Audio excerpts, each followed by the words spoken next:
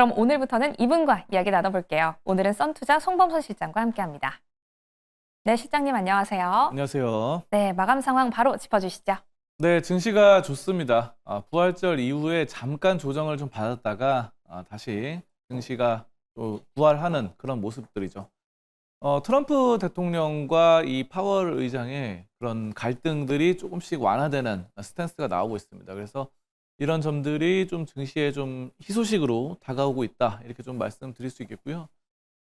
지금 예전에는 이제 트럼프 대통령이 파월을 뭐 해고하겠다. 이런 말들, 으름장을 놓곤 했는데, 이런 점들, 좀 독립적인 기구이기 때문에 사실은 그런 점들이 어렵습니다. 근데 이제는 어느 정도 완화되는 그런 분위기가 되고 있고, 두 번째로는 이제 미국과 중국의 이런 갈등 굉장히 높아졌었죠.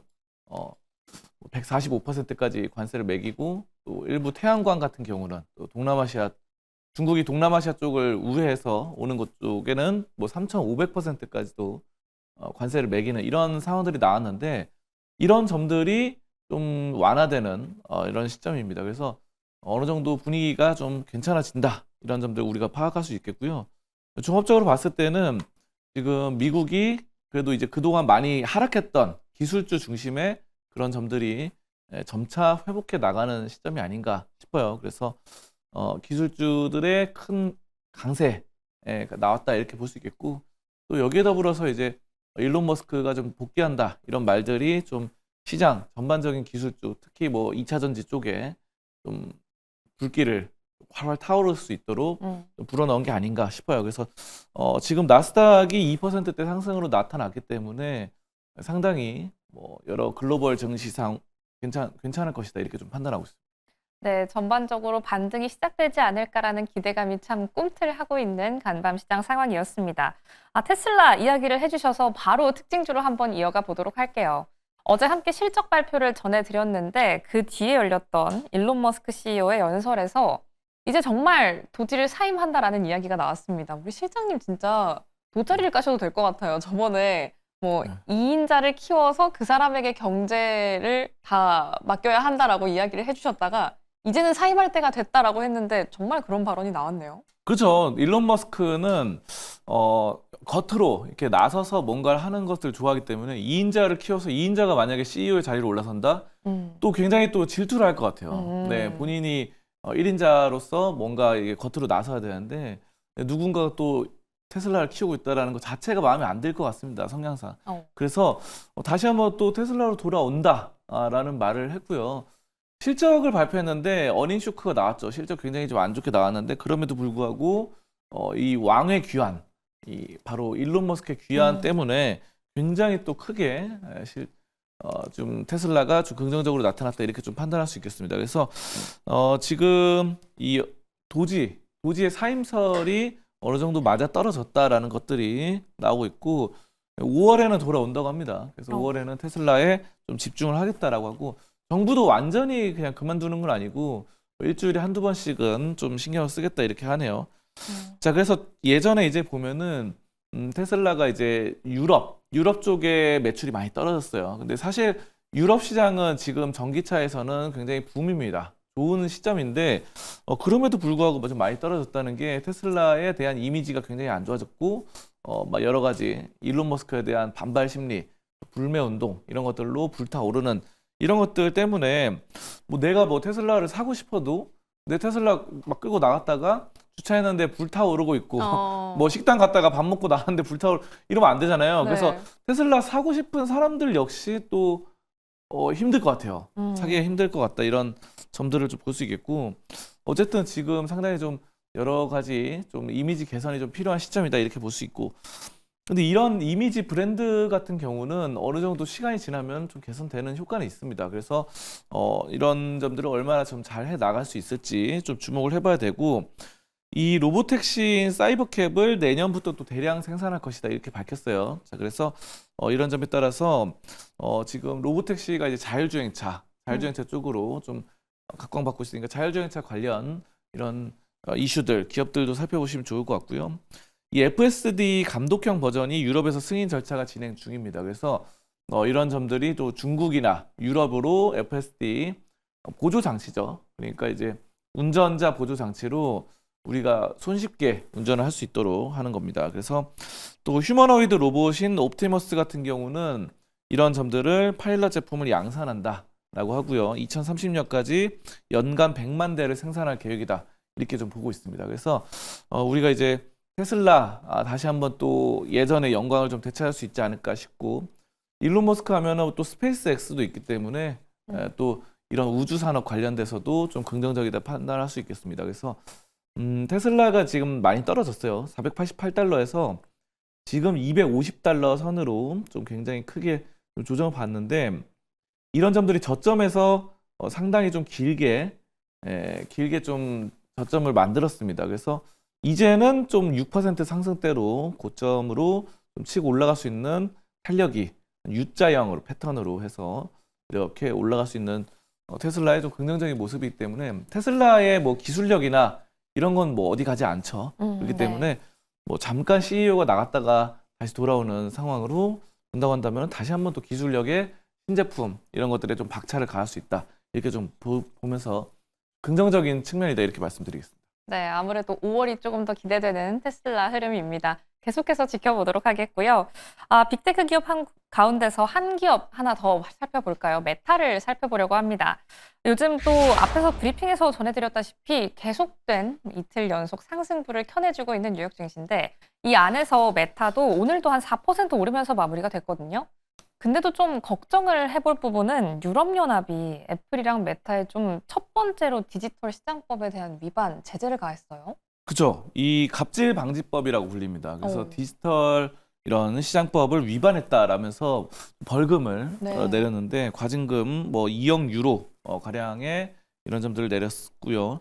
메타를 어느 정도 좀 견제하는 그런 부분들이 좀 나타나는데, 어쨌든 지금 근데 메타 같은 경우는 또 예전에 또 잘 갈 때는 거의 매일 올라가는 그런 양상도 있었거든요. 그래서 다시 한번 또 상승불을 켜지 않을까 싶고, 지금 메타가 이제 시장 이런 전반적인 시황의 호조세에 잘 올라탔다 이렇게 볼 수 있겠습니다. 그래서 오늘 같은 경우 이런 전반적인 기술주들의 상승이잖아요.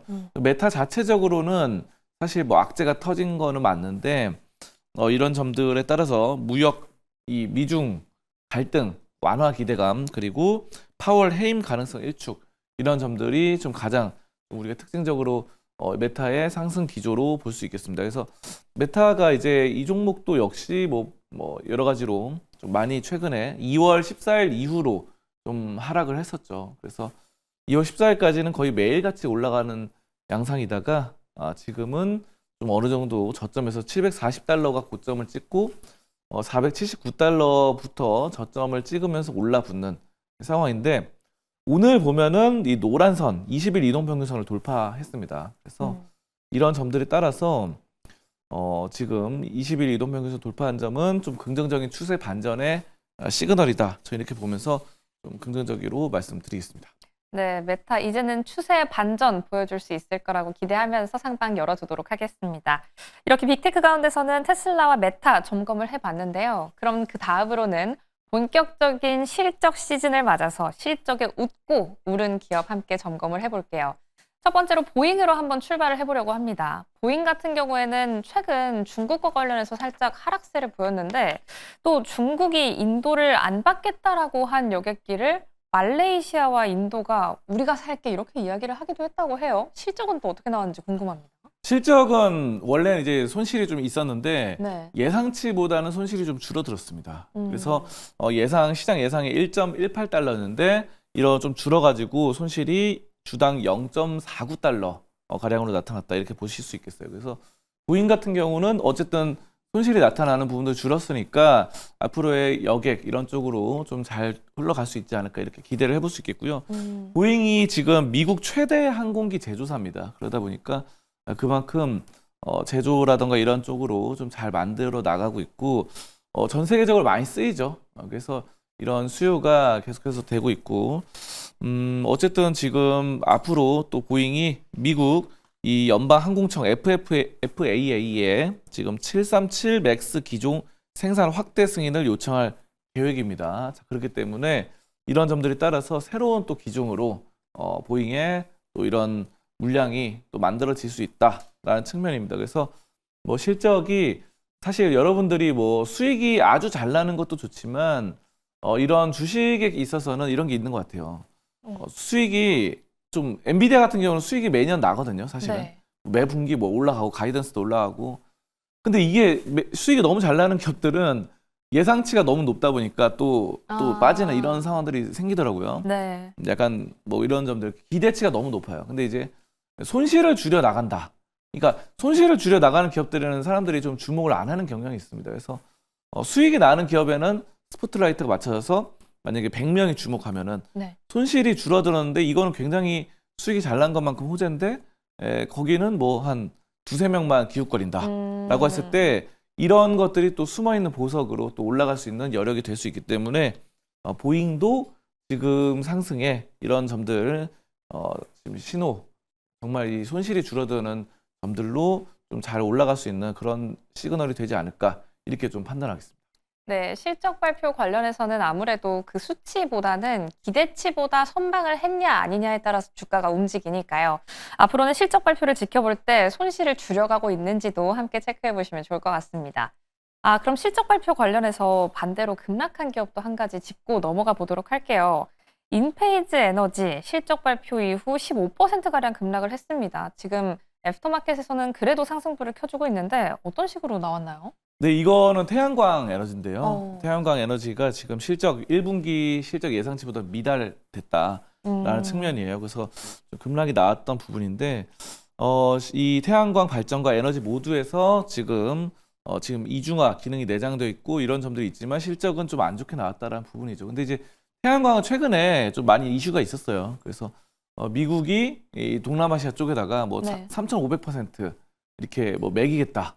이런 말들이 나왔거든요. 그래서 말도 안 되는 수치죠. 3,500%면은 네. 아예 무역을 안 하겠다라는 측면인데 그렇기 때문에 일단은 그러니까 뭐 중국으로부터 우회해서 동남아시아로 들어오는 것들을 막는 거거든요. 그래서 저는 앞으로 이 태양광 발전 이런 것들 즉 인페이즈 에너지도 150개 이상의 국가에 배포되거든요. 그리고 미국 내에서도 잘 되고 있고 그래서 네. 지금 인페이즈 에너지가 좀 급락을 했던 것들이 있는데 하지만 뭐 중국으로부터 우회해서 오는 것들을 원천 차단하기 때문에 오히려 이런 점들은 인페이즈 에너지, 태양광 에너지 기업에는 좀 이득이 될 수 있다. 이렇게 좀 봐요. 그래서 좀 장기적으로 본다. 지금 실적은 악화됐기 때문에 오늘 급락을 했죠. 근데 좀 길게 보면은 중국의 3,500% 매긴 거에 대한 반사 수혜를 볼 가능성도 있습니다. 그렇기 때문에 여러분이 뭐 이 기업이 너무 나쁜 것은 아니다라고 해서 그렇다고 지금 막 매수하자 이런 건 아니고요. 네. 다만 이제 저점을 찍고 20일 이동평균선을 좀 돌파해 나가는 이런 양상들이 포착된다고 한다면은 지금 여기 노란 선 있죠. 노란 선과 초록색 선은 60일이거든요. 이 두 선을 어느 정도 추세 상승으로 돌파해 나갈 때 우리가 이제 중국에 대한 반사 수혜가 어느 정도 주가에 반영될 수 있으니까 그럴 때를 한번 노려보자 이렇게 나중에 노려보자 이렇게 말씀드리겠습니다. 네, 지금 당장 매수 타이밍은 아니고요. 이평선 함께 돌파하면서 추세 상승 보여주고 있는지 흐름 체크해 보시면 좋을 것 같습니다. 이렇게 인페이즈 에너지까지 살펴봤는데요. 그럼 이 가운데 다음 거래일 뉴욕 증시도 선방해 주길 바라면서 그 안에서 우리가 노려볼 종목도 궁금합니다. 어떤 종목 편입해 볼까요? 네, 마이크로소프트가 오. 오늘은 좀 괜찮아 보이는데요. 네. 마이크로소프트 그럼 윈도우즈로 많이 보급을 하고 있죠. 전 네. 세계의 이 컴퓨터 대부분 상용화되고 대중화됐습니다. 음. 이미 거의 뭐 장악을 했다 이렇게 볼 수 있겠고 그렇기 때문에 꾸준하게 사용된다는 점이 거의 독점 기업이다 이렇게 저는 보고 있어요. 뭐 다른 리눅스라던가 아니면 애플 컴퓨터 같은 경우 또 다른 것도 있지만 다른 운영체제 같은 경우는 그렇게까지 대중화되지 않았기 때문에 좀 대중화라는 측면 이 시장의 거의 독점적인 측면의 윈도우즈가 마이크로소프트 좀 고정적인 수익이 있고 그 밖에도 디바이스나 게임, 검색, 뉴스 이런 것들 다양하게 또 수익이 창출됩니다.